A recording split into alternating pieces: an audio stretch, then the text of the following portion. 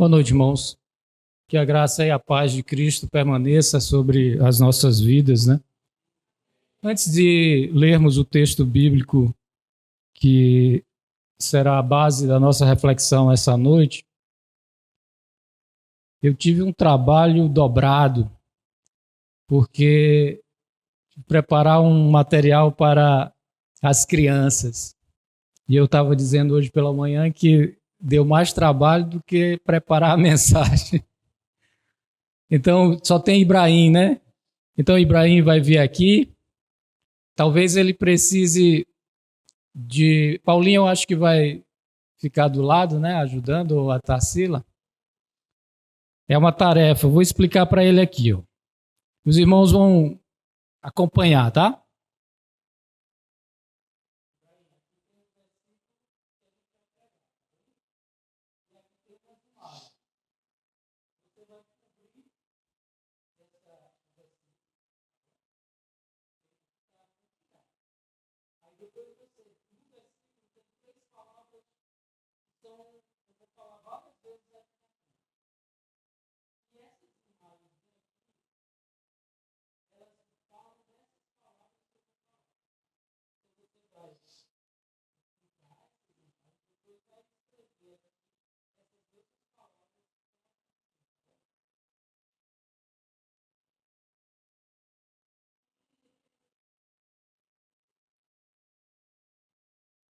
Eu queria explicar para os visitantes que é porque nossa igreja ainda é muito tenra, é muito jovem, somos poucos também, né? E temos então essa preocupação, e o nosso espaço aqui em cima não é apropriado para que as crianças fiquem lá por muito tempo, né? Então a gente também entende que o propósito de Deus é que desde a mais tenra idade as crianças possam aprender a cultuar de forma cooperativa, né? Juntos, né? Congregacionalmente, né? Evidentemente que no passado era assim, a gente recebia um beliscão dos pais, né? Eu levei vários, mas aprendi também, né? Irmãos, como o pastor falou, nós estamos nesse mês, aqui na igreja, nós adotamos um tema principal, né? Que é discipulado. E é um tema, evidentemente, muito rico, e não é o tempo de um mês, não é suficiente para que a gente aprenda tudo o que é possível aprender sobre discipulado. E hoje nós estamos encerrando, né?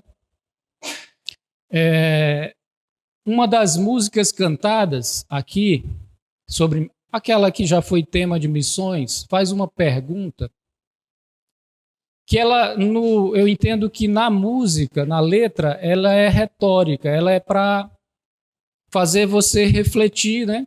Quem está cantando refletir. A pergunta é: se eu não for, quem irá? Se eu não estender a mão, quem vai fazer? Quem o fará? A gente, de maneira como maranhense, diríamos, saliente, diríamos: se eu não for, outro vai. Mas se a gente pensar que todo crente em Cristo Jesus responde desta forma, ninguém vai. Concordam comigo? Porque se eu penso assim, se eu não for, eu sei que outro vai fazer. Porque a gente pensa assim, Deus é poderoso para fazer muito mais do que aquilo que a gente pensa, sonha, idealiza, etc. Está na Bíblia isso. Então ele pode usar até a pedra para falar em meu lugar. Pode usar anjos para anunciar a sua palavra. Mas ele não faz isso. Ele conta com pessoas. E como é bom cooperar com Deus. Eu espero que ninguém responda outro vai. E eu queria hoje refletir em um texto bíblico não muito comum e nem muito usual para se falar sobre discipulado. é exatamente um livro que eu diria esquecido das Escrituras. Até encontrá-lo não é fácil. Aqui não vai ser tão difícil, porque nós temos um recurso tecnológico em que os textos são apresentados e a gente lê sem precisar procurar na Bíblia. Mas é um texto, é um versículo apenas de Judas. Judas é uma carta que, para quem quiser procurar e depois em casa, evidentemente, refletir mais sobre esse texto ou sobre o que é ensinado, o que é alertado por Judas, poderá fazê-lo. É só você abrir em Apocalipse e voltar um pouquinho, voltar, na verdade, uma folha, né, e vai estar em Judas. São apenas 25 versículos. Desses 25 versículos, acho que muita gente talvez já tenha, muitas pessoas que frequentam a igreja com certa regularidade, talvez já tenha citado os 2 últimos versículos, mas sem sequer saber que ele é de Judas. Os 2 versículos mais conhecidos é: ora, aquele que é poderoso para vos guardar de tropeços e para vos apresentar com exultação, imaculados diante da sua glória, ao único Deus, nosso Salvador, mediante Jesus Cristo, Senhor nosso, glória, majestade, império e soberania, antes de todas as eras e agora e por todos os séculos. Amém. Mas o texto que eu quero refletir com os irmãos não é esse. Esse eu citei apenas como os textos, os versículos mais conhecidos de Judas. Quero refletir com os irmãos no primeiro versículo de Judas, que diz o seguinte: Judas, servo de Jesus Cristo e irmão de Tiago, aos chamados, amados em Deus Pai e guardados em Jesus Cristo. Vamos orar, irmãos? Pai querido, Deus bondoso, eu te agradeço pelo privilégio e a honra de estar diante da tua palavra e pedir ao teu Espírito, ó Deus, que fale aos nossos corações, que ao sairmos daqui, ó Pai, saiamos fortalecidos, edificados pela tua palavra, Deus. Oramos assim, agradecidos, no precioso nome de Jesus. Amém, irmãos. Então, esse livro, como falamos, ou essa carta um pouco conhecida, ela é escrita por um Judas. Quando eu era menino para adolescente, eu sempre fui muito curioso, mas eu achava muito estranho que Judas Iscariotes pudesse deixar algum tipo de referência para a igreja de Deus, para a igreja de Cristo Jesus aqui na terra. Mas eu quero dizer, e eu pensava que a carta de Judas era a carta escrita por Judas Iscariotes. E nunca foi. Judas, evidentemente, vocês sabem, se suicidou, né? Na Bíblia, existem vários Judas, vários nomes, inclusive um dos discípulos de Jesus, que já foi, durante algum tempo, já se pensou que talvez fosse ele. Quando você abre a Bíblia em Atos, no primeiro capítulo de Atos, e lê no versículo 14, versículo 13, diz: quando ali entraram, subiram para o cenáculo, onde se reuniam Pedro, João, Tiago, André, Filipe, Tomé, Bartolomeu, Mateus, Tiago, filho de Alfeu, Simão, o Zelote e Judas, filho de Tiago. Então havia um Judas que era discípulo de Jesus, além de Judas Iscariotes. Evidentemente que esse nome de Judas Iscariotes não aparece aqui, porque isso aqui já é em Atos, após a ascensão de Jesus, já estão para escolher um substituto para Judas Iscariotes. E vai ser escolhido Matias. Então pode-se pensar que esse fosse o autor desta carta, mas não é Judas, o discípulo. Esse é filho de Tiago. E a única referência nesse versículo que nós temos sobre quem escreveu esta carta é a informação. São duas informações. Ele se apresenta como servo de Jesus Cristo. E do ponto de vista da sua identidade, porque servo de Jesus Cristo, muitas pessoas poderiam se apresentar como, apesar da expressão ser absolutamente humilhante. Nós hoje nem entendemos muito bem e às vezes até o fazemos, nos apresentamos, eu sou servo de Cristo Jesus. Agora veja como a gente deturpa o significado, o sentido das palavras que às vezes são usadas na Bíblia. Muitas vezes usamos essa expressão nos apresentando como querendo dizer, eu não sirvo a homens, eu sou servo de Deus, não de homens. É como se aquilo fosse um título de nobreza. Mas no Império Romano e no grego, essa palavra servo que Judas usa para se apresentar, assim como outros que escreveram algumas cartas, significa, a palavra original é doulos, muitos já devem ter ouvido, que é literalmente escravo. Escravo era uma coisa, era um objeto, não tinha vontade própria.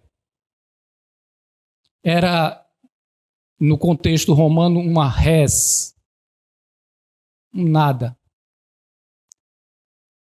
E é nesse sentido, evidentemente, não se colocando como acima de ninguém, ele diz, eu sou doulos de Cristo, eu sou escravo de Jesus Cristo. Um Judas, que ainda não sabemos quem é.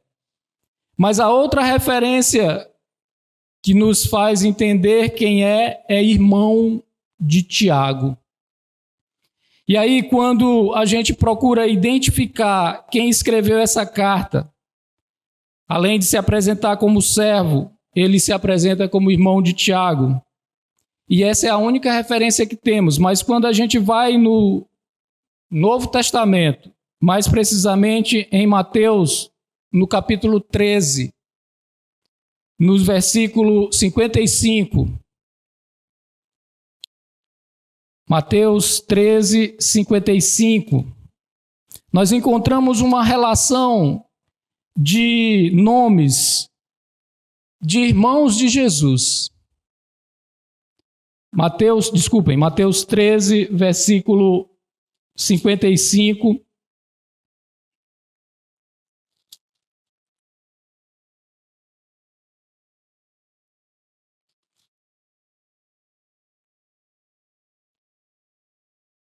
Indagando sobre por que Jesus ensinava por meio de parábolas, né? Jesus prega em Nazaré e é rejeitado pelos seus. Então, faz-se a seguinte pergunta: não é este o filho do carpinteiro? Sobre Jesus. Não se chama sua mãe Maria e seus irmãos Tiago, José, Simão e Judas? Então nós descobrimos aqui que Jesus tinha 4 irmãos. O mais velho, provavelmente, citado aqui, Tiago, que todos nós sabemos veio a ser o pastor ou o grande líder da igreja em Jerusalém.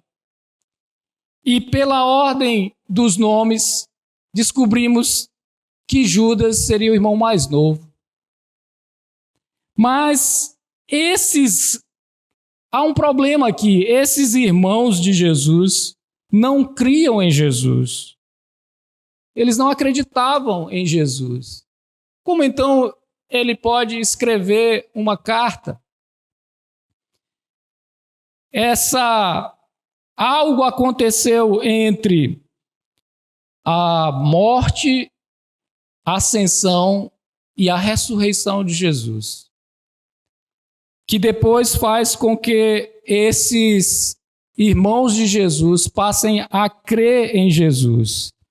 No mesmo livro de Atos, no mesmo capítulo 1, quando lemos sobre os nomes dos discípulos, no versículo seguinte, Jesus apareceu várias vezes para várias pessoas, para os seus discípulos, para os seus apóstolos.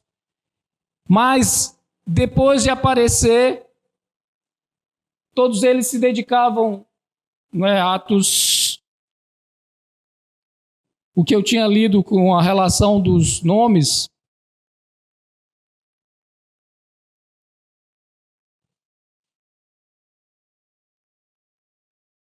Não é esse não, André?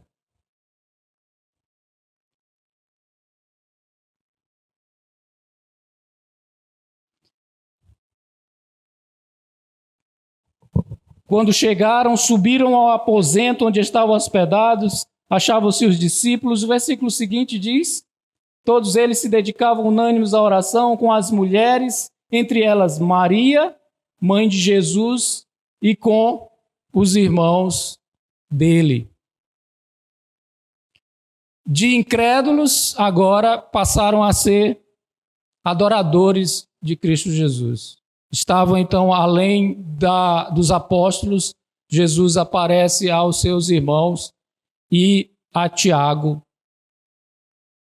Então, aparece uma referência que nos faz entender que esse Tiago que escreve é o irmão de Jesus mais novo, mas ele não tem a pretensão de se apresentar como sendo o irmão de Jesus, então ele diz irmão de Tiago. Era suficiente para quem recebesse a carta e entendesse que se tratava de alguém muito conhecido, o principal líder da igreja naquela época. Então é para entendermos que Judas, que conviveu com Jesus em sua infância e sua adolescência, Jesus não nasceu com 30 anos, é bom a gente saber que talvez no início concordasse com a maioria dos outros e com os irmãos de que Jesus precisava de algum tratamento psicológico, porque ele estava falando coisas que pareciam estranhas, mas agora ele aparece adorando ao Senhor Jesus. E então é esse Judas que escreve essa carta, e ele escreve a um grupo de pessoas que são, como ele, discípulos de Jesus. Eu fiz questão de escolher um texto atípico para falar sobre discípulos, para caracterizar discípulos, porque em nossa cabeça nós partimos do princípio de que os discípulos de Jesus eram 12 pessoas. Alguns que leem mais a Bíblia apontam 70 pessoas. Mas todas as pessoas que se convertiam a Cristo Jesus assumiam um compromisso com Jesus e passavam a ser discípulas de Jesus. E Judas, que não recebeu, veja bem, ele não foi nenhum daqueles que Jesus chegou junto ao mar, ou ao Rio Jordão, ou a algum lugar, ou na coletoria.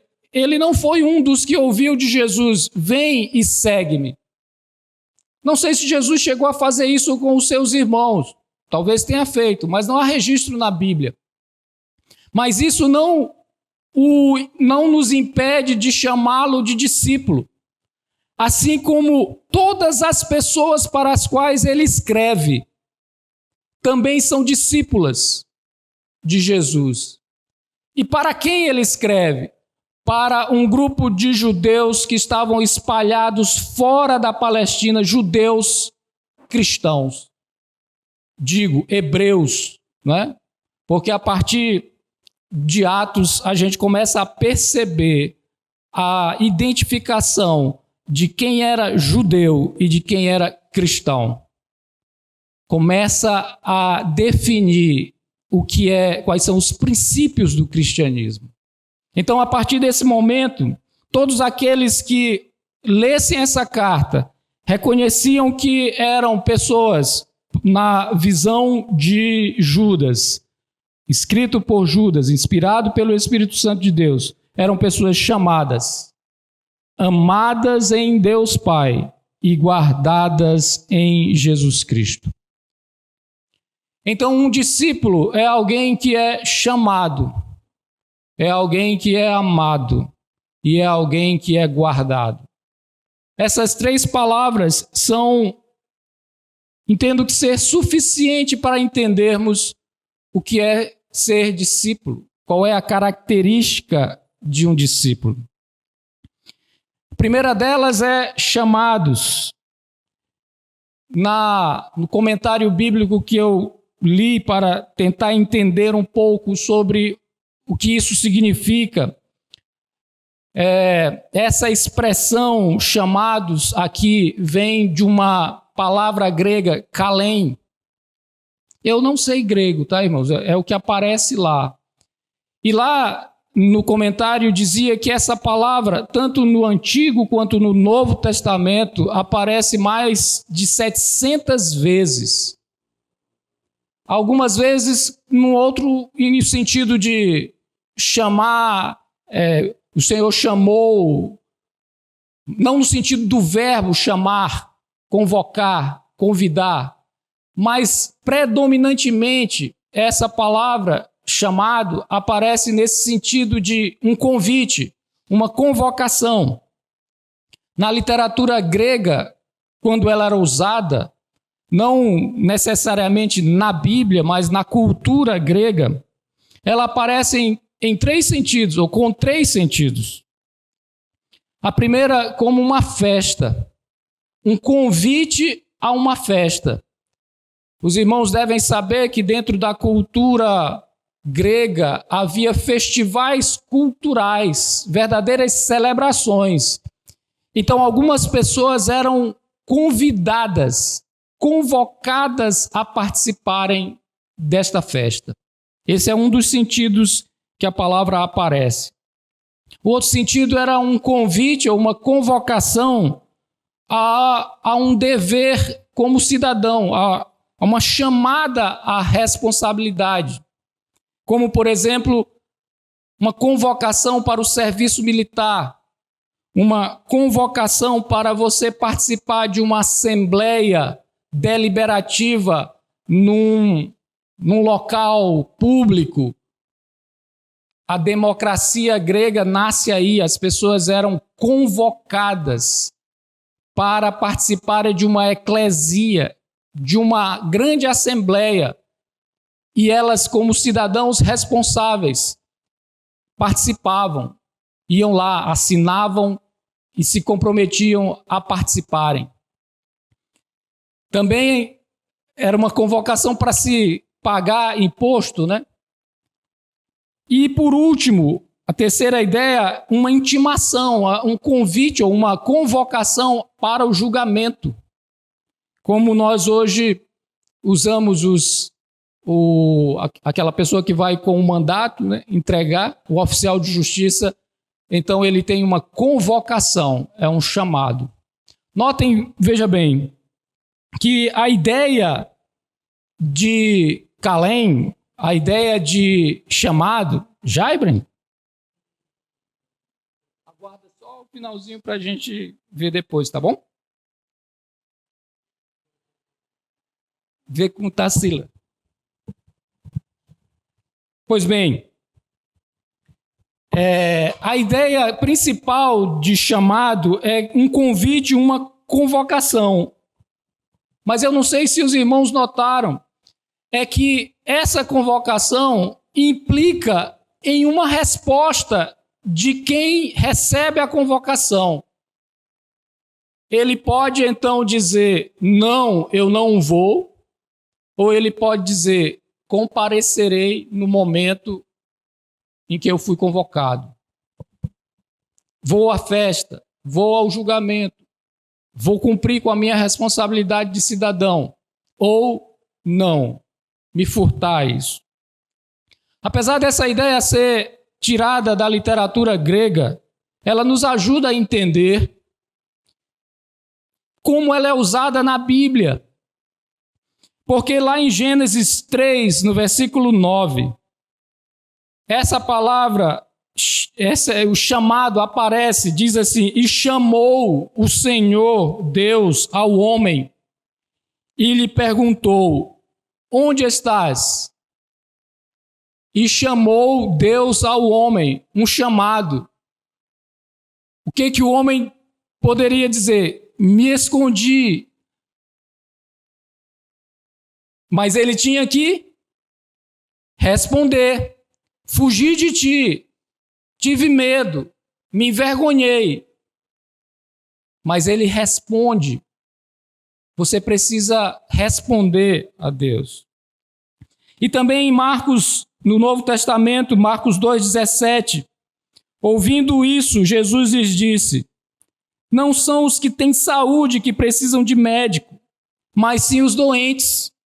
Eu não vim chamar justos, mas pecadores. Então, a ideia de chamado é um convite e uma convocação que espera, por parte daquele que está ouvindo o chamado, a convocação, uma resposta. No pequeno grupo que nós estávamos falando, e disse: podemos responder não a Deus? E Ibrahim, que estava presente, gritou alto: não! Nós somos a única criatura, o único ser criado por Deus, a única coisa criada por Deus, desculpa a expressão coisa, mas que é capaz de dizer não a Deus. As ondas arrebentam onde Deus manda. Elas dizem amém. O firmamento se mantém onde deve estar. O movimento dos planetas se mantém onde deve estar. Todos dizem sim, amém, assim seja. Nós dissemos não. Se eu não for, outro vai. Com perdão, procure outro. Tenho mais o que fazer. E na sua misericórdia, Deus mantém o convite, renova o convite. Mas é um convite para quê? 2 Tessalonicenses 2, 13 e 14, nos fala, tinham vários textos que a gente poderia usar, mas nós gastaríamos muito tempo.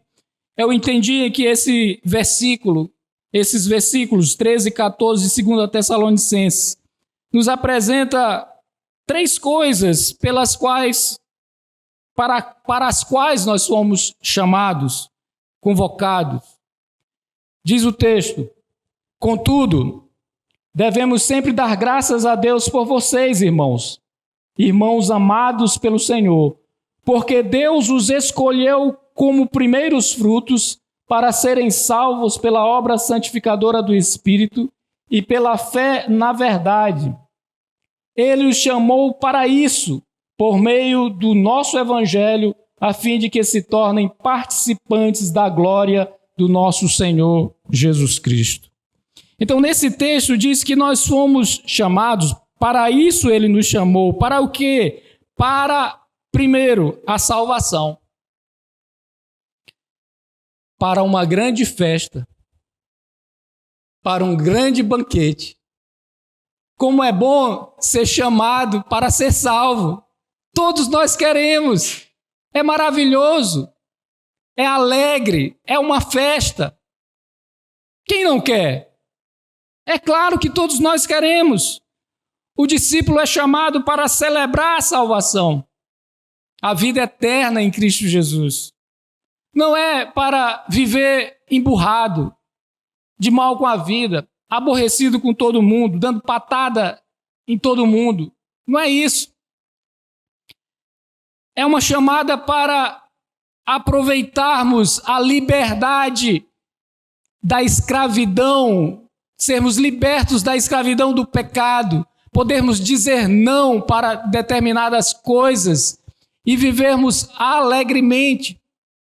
Eu quero que os irmãos entendam que nós não devemos usar isso como desculpa para sairmos festejando de maneira irresponsável.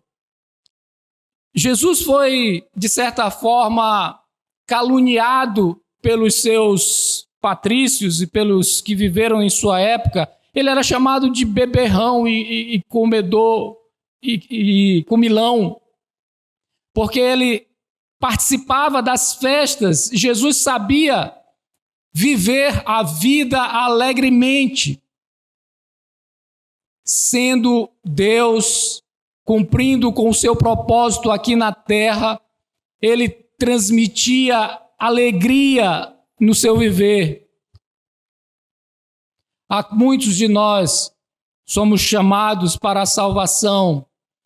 E eu ouvi uma vez uma pequena ilustração de uma pessoa que foi à EBD, e aí pediram para que o irmão orasse, e aí ele começou a orar: "Ô Senhor, obrigado por esse domingo ensolarado, esse sol tão maravilhoso, Senhor. Nós podíamos estar na praia, Senhor, agora, tomando uma cervejinha como os outros. Mas não, Senhor, nós estamos aqui, Senhor, nesse ambiente fechado. Nós não somos como os outros que estão lá fora." Uma tristeza, como se a festa da comunhão da igreja não tivesse valor para ele. Mas então a ideia dos gregos também se aplica aqui. Nós fomos chamados para uma grande festa de alegria, de salvação. Um crente não é, o cristão, o discípulo de Cristo Jesus, não é alguém que vive de mal com a vida. Não deve ser, não pode ser. É alguém alegre. Mas também diz que fomos chamados pela santificação do Espírito. Então, chamados à santificação do Espírito. Ou seja, a ideia de santificação é de separação do mundo. É a ideia de sermos consagrados a Deus. Deus deseja que seus discípulos sejam reconhecidos como separados do mundo e dedicados a Deus. Deus é santo e compartilha com os seus discípulos parte da sua santidade. É óbvio que Deus é distinto e separado de tudo e de todos. A nossa santidade, ela é aproximada, vamos dizer assim, mas ele diz assim: sede santos, porque eu sou santo. É um dos atributos comunicáveis de Deus, como nos ensina os livros de teologia. É possível termos uma vida de santidade. O problema é que nós entendemos equivocadamente a ideia de santidade é uma vida de impecabilidade. E essa não está disponível aos homens. De integridade, sim, mas de impecabilidade, não. Quando Deus olha para a vida de Jó, diz: eis um homem íntegro, mas não diz: eis um homem sem pecado. Mas era um homem íntegro. E o terceiro convite, ou para que somos chamados, é para a fé. A fé na verdade, e a verdade é Cristo Jesus. Ele diz: eu sou o caminho, a verdade e a vida. Então, o que significa chamado a crer, ou chamado à fé? Chamado a crer na salvação que é oferecida em Cristo Jesus. Enquanto o mundo ou outras ideias de religião oferecem alternativas para a salvação, aquele que ouve o chamado e de maneira eficaz responde positivamente, em seu coração ele confia plenamente e de maneira singular que ele é salvo exclusivamente pelos méritos de Cristo Jesus e que não há salvação de outra forma e em nenhum outro. Então essa é a chamada para a salvação, a chamada para a santificação no Espírito e a chamada à fé. Os irmãos estão percebendo que é muito bom ser discípulo, porque não parece ter implicações de serviço até agora. E estranhamente, os irmãos que já lidam, especialmente os seminaristas, com estudos sobre discipulado, focamos muito nessa parte do serviço. Mas esse serviço vai aparecer em amados. Eu nunca tinha notado isso. Eu quase sempre uso aqui nas mensagens a Nova Versão Internacional. E hoje eu disse para o meu filho, André, hoje eu vou usar a ARA, Revista e Atualizada, a versão Almeida Revista e Atualizada. O versículo que nós lemos, aos chamados, amados, eu li em Deus. A Nova Versão diz, por Deus. Não quero dizer qual é o certo ou o errado, mas as duas preposições dão sentidos diferentes à compreensão de amados. Ser amado por alguém é uma coisa, e ser amado em alguém é outra. E o que Judas está dizendo, escrevendo para um grupo de discípulos como ele diz assim: vocês são amados por mim nos laços que eu tenho em Cristo. Dá para entender o que ele está querendo dizer? O discipulado é uma vida de laços de amor que se entrelaça com outras vidas. São amados por Judas, nesse caso, nos laços de Judas com Deus. O vínculo é o amor de Deus. O que isso significa, irmãos? É que na vida cristã não existe eu e Deus só. Muitos pensam que a vida cristã é: se eu estou bem com Deus, o resto não importa. O importante é que a minha relação com Deus está tudo ok, está bem. O chamado, meus irmãos, já foi dito nessa igreja várias vezes, ele é individual, mas não é para você viver isolado. O chamado é individual, mas não para se viver de forma individualista. Deus chama as pessoas, chamados, e agrega essas pessoas numa outra pessoa, primeiro em Cristo, e todos aqueles que estão em Cristo estão juntamente ligados e se sentem mutuamente dependentes um do outro, vivendo para servir uns aos outros, não para subjugarem outros, mas para se ajudarem mutuamente. Eu não posso explorar o outro e nem ser explorado pelo outro. Quando os dois entendem o chamado de Cristo Jesus na igreja, a igreja caminha de mãos dadas, um servindo ao outro. Eu queria que André colocasse aqui para que nós lêssemos Gálatas 5:13, que é o versículo mais diretamente ligado a essa ideia de serviço. Irmãos, vocês foram chamados para a liberdade. Contudo, não usem a liberdade para dar ocasião à carne, mas sirvam uns aos outros por meio do amor. E 1 João 4, 20 a 21. 1 João 4, 20 a 21. Se alguém afirmar, eu amo a Deus, mas odiar o seu irmão, é mentiroso. Pois quem não ama o seu irmão a quem vê, não pode amar a Deus a quem não vê. Ele nos deu este mandamento: quem ama a Deus, ame também o seu irmão. Não existe essa história, irmãos, de eu e Deus só. Quem diz que ama a Deus e odeia seu irmão, está na Bíblia. Não vão dizer que eu estou chamando ninguém de mentiroso. A Bíblia diz, ele é mentiroso.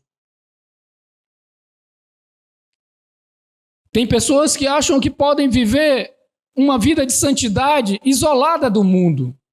Um ermitão. Isso não é vida de santidade. Isso não é vida de serviço. Isso não é chamado de Deus. A vida cristã é uma vida em que nós dedicamos e servimos aos outros. O próprio Jesus diz, eu não vim para ser servido, mas para servir e dar a minha vida pelos outros, em resgate dos outros. Quem é o nosso modelo? Não é Jesus?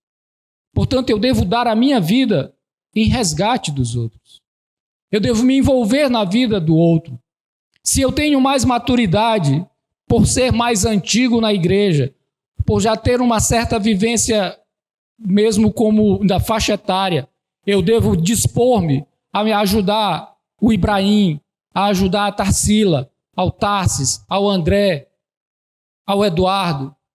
Se eu tenho, pela graça de Deus, 28 anos de casado, eu posso tentar, não porque eu me julgue, eu me sinta melhor, ou tenho um casamento insuspeito, ou absolutamente sem problemas. Não existe também casamento sem problemas, mas eu devo dispor-me a dizer bem assim, se você precisar, jovem casal, podem contar comigo, podem contar com a gente. Estamos juntos. Isso é amados em Deus Pai. Amados, inseridos em Deus Pai.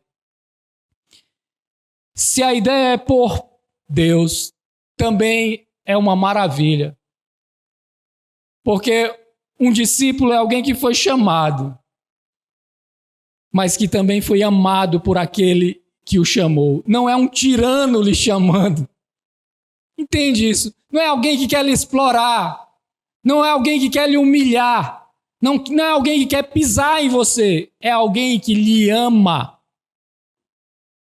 Então, quer seja por Deus ou em Deus, qualquer que seja a preposição que tenha sido usada no original, na pena do nosso irmão Judas, irmão de Tiago, irmão de Jesus ou meio-irmão de Jesus. É maravilhoso sabermos que nós somos chamados e amados por e em Deus. E por último, irmãos, guardados, também aparece na minha versão em Jesus Cristo. Ou, em outras, por Jesus Cristo. Nós temos custos para o discipulado, irmãos. Temos. E foi, eu até diria, o tema mais exaustivamente trabalhado nesta igreja. Os custos do discipulado. Não é fácil. De maneira resumida, vocês serão odiados, os discípulos. Está na Bíblia. Mas existem louros. Existem ganhos. Diz aqui, guardados em Jesus Cristo. Quer seja em ou por Jesus Cristo, as duas coisas também são absolutamente maravilhosas. Porque aqui podemos entender que nunca estaremos só. Nós não somos largados neste mundo. Nós não somos abandonados Nós somos cercados por um escudo, por uma sebe, usando uma linguagem bíblica, por uma cerca que impede que as coisas nos destruam. É perigoso falar sobre isso, porque a compreensão que a gente tem sobre ser guardado, ser protegido, é deturpada. Eu ouvi uma mensagem no YouTube do pastor Tim Keller, já citei aqui na igreja, que o título da mensagem é A Interpretação Satânica das Escrituras. Provocativo, né? Ele usa o Salmo 91, que muita gente usa como trevo de sorte. Deixa aberto, né? Nenhum mal lhe acontecerá. 1000 cairão ao teu lado, 10.000 do outro lado, mas tu não serás atingido, tu não serás abalado. E me chamou a atenção, irmãos, que esse mesmo Salmo, Salmo 91, é citado por Satanás ao tentar Jesus para que ele se jogasse do lugar mais alto do templo. E ele cita o Salmo 91, darás ordens aos teus anjos para que te sustente e nenhum mal te aconteça. E a resposta de Jesus diz, não tentarás ao Senhor teu Deus. É a partir disso que ele diz a interpretação, né, satânica das Escrituras. Porque o que é ser guardado? Veja o que diz João 10, 27 a 29. João 10, 27 a 29. As minhas ovelhas ouvem a minha voz, eu as conheço e elas me seguem. Eu lhes dou a vida eterna e elas jamais perecerão. Ninguém as poderá arrancar da minha mão. Eu lhes dou a vida eterna. Ninguém pode tirar esta vida das mãos de Jesus. Nós vamos morrer. Não vai ser breve, tá? Mas todos nós morreremos. Todos nós morreremos. Talvez seja, quer dizer, aqueles que estiverem presentes no dia da volta de Cristo Jesus terão seus corpos transformados, mas não sei se a gente vai ver a volta. Como então entender essa palavra, se eu vou morrer, se a minha vida está nas mãos dele, eu não posso morrer. O texto mais claro sobre isso está em Lucas 21, 16 a 18. Lucas 21, veja o que Jesus diz sobre o fim dos tempos, né, nesse texto. Vocês serão traídos até por pais, irmãos, parentes e amigos, e eles entregarão alguns de vocês à morte. Todos odiarão vocês por causa do meu nome. Contudo, nenhum fio de cabelo da cabeça de vocês se perderá. Tem alguma coisa errada, não tem não? Como é que nenhum fio de cabelo da minha cabeça vai se perder se eu vou ser perseguido, até meus parentes mais próximos vão me trair? Como é que eu vou entender isso e ao final dizer nenhum fio do meu cabelo vai cair? O que isso tem a ver com o Salmo 91?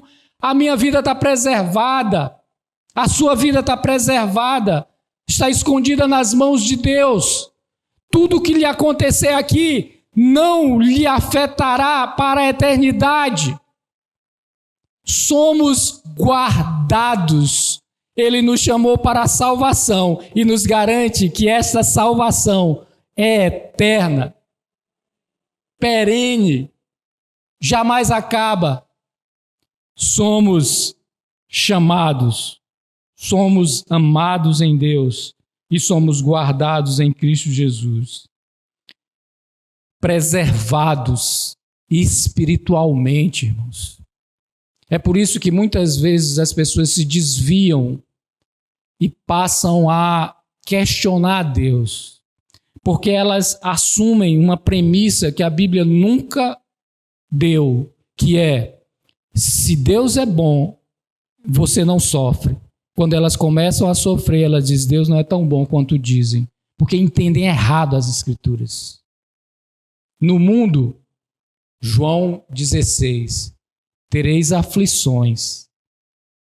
Tende bom ânimo, perseverem. Sua vida está preservada. Sua vida está preservada. Mas veja bem, aqueles que respondem positivamente ao convite da salvação é que de fato pode ser chamado de discípulo. Porque você pode ouvir o chamado, mas responder negativamente. Então esse chamado, na linguagem teológica, não foi eficaz. Mas o chamado o comove e o transforma. 1 Coríntios 1, 23 e 24. Para encerrarmos. 1 Coríntios 1, 23 e 24. Veja bem como uns pensam sobre o Evangelho. Nós pregamos Cristo crucificado, o qual, de fato, é escândalo para os judeus e loucura para os gentios. Mas para os que foram chamados, tanto judeus como gregos, Cristo é o poder de Deus e a sabedoria de Deus. O que faz as pessoas mudarem a sua posição é crer. É crer no Evangelho. Fomos chamados para a salvação pela santificação do Espírito e fé na verdade. Então, nós não podemos encerrar essa mensagem sem dar oportunidade a uma resposta. Não tem como. Você pode até dizer bem assim: segunda-feira eu ligo para o pastor ou para mim para lhe dar a resposta. Ou não, amanhã eu em casa eu vou pensar bem e eu vou me ajoelhar, né, se eu decidir ouvir esse chamado, e vou dizer para Deus. Não vou falar para ninguém não, vou falar só eu e Ele mesmo. Se você responde isso, hoje você disse não. É ou não é? Hoje é não, amanhã estou pensando. A proclamação do Evangelho, irmãos, é um chamado. A proclamação do Evangelho, aquilo que nós acabamos de fazer aqui, é um chamado. Então, qual é a sua resposta? Você aceita o chamado? Você quer ser discípulo de Jesus? Há custos? Há, mas há também vitórias. Há grandes coisas que o Senhor nos oferece. Evidentemente que nós não devemos assumir uma responsabilidade com Cristo Jesus sem antes pensarmos e analisarmos se estamos dispostos a fazer isso. Quem é que vai construir uma casa e antes não planeja para saber se tem condições de encerrar o projeto? É assim que a Bíblia apresenta o discipulado. Quem quiser vir após mim deve pensar se quer seguir. Me chama a atenção a maneira como Jesus conversava com os discípulos. A gente sempre pensa que Jesus dizia: vem, segue-me. Mas a primeira vez que Jesus encontra com André e um outro discípulo que não tem nome, e com Tiago e João, ele não diz segue-me. João o Batista aponta para ele e diz: lá vem o Cordeiro de Deus que tira o pecado do mundo. Os quatro, ou pelo menos dois deles, vão até Jesus. E quando chegam até Jesus, Jesus diz: oh, que bom que vocês vieram, venham aqui. Não. Ele diz assim: o que vocês querem? O que buscais? E eles, onde tu estás? Onde tu resides? Onde é que tu estás hospedado? Eles vêm e vê. Leia João 1:35 em diante e veja se não foi isso que aconteceu. Parece meio grosseiro de Jesus, mas ele está dizendo: o que vocês estão esperando? Não é que Jesus não quisesse discípulos. Ele quer discípulos, mas ele os quer conscientes de seus deveres, dos seus privilégios, é verdade, mas também dos seus deveres e responsabilidades. Que Deus nos faça discípulos de Jesus Cristo.